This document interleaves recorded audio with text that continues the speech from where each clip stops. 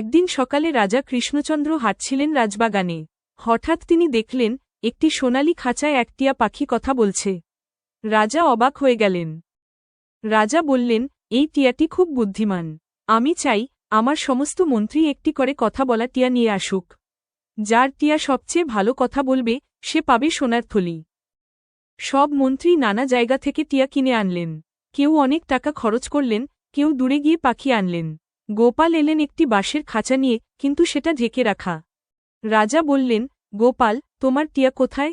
গোপাল কাপড় খুললেন, খাঁচা ফাঁকা। গোপাল বললেন, মহারাজ, আমার টিয়া এতটাই বুদ্ধিমান, সে কেবল বুদ্ধিমানদের সামনে কথা বলে।